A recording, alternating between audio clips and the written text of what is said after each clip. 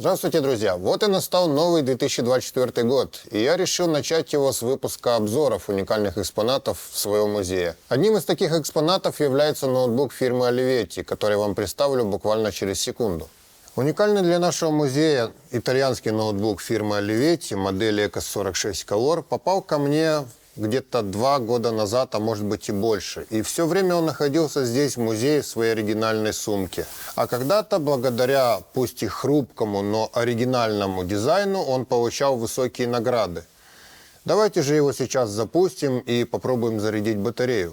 Прежде чем я его запущу, я сделал, естественно, осмотр корпуса, и каких-то серьезных крупных трещин я не обнаружил.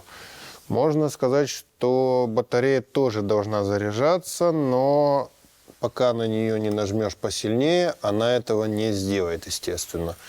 Давайте попробуем включить. Так как ноутбук долгое время просто лежал в музее, я подозреваю, что его придется настраивать. Нет, система запустилась без проблем. Но давайте попробуем зайти в BIOS. Язык можно поменять, можно управлять энергосбережением и посмотреть текущую конфигурацию. Здесь у нас установка пароля. Текущая дата, время я установил, он это дело запомнил. Порядок загрузки понятно, память понятна, скорость процессора понятна. Правда, непонятно, какой конкретно здесь процессор у нас. Дисковод 1.44, жесткий диск, ну давайте посмотрим, какие варианты есть. Present, not present, locked и больше ничего. Понятно. Коммуникации понятно, PCMCI понятно. Продолжаем загрузку системы. Я ожидал вообще-то Windows 3.11 на этом ноутбуке, так как подозреваю, что у нас здесь 486 все-таки процессор. Но давайте дождемся загрузки системы, и я скажу, что конкретно здесь за начинка. Запустилась система, наш рабочий стол, очень чувствительный ролик и очень мягкие кнопки. Итак, жесткий диск у нас здесь 500 мегабайт примерно емкость. Давайте просмотрим, может быть, я увижу, какая частота процессора.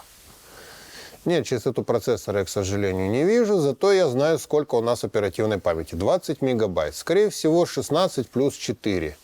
А что у нас на жестком диске, который назначен почему-то сетевым? Здесь у нас игры, документы, драйвера, программы. Visual Database. Скорее всего, здесь работали с базами данных.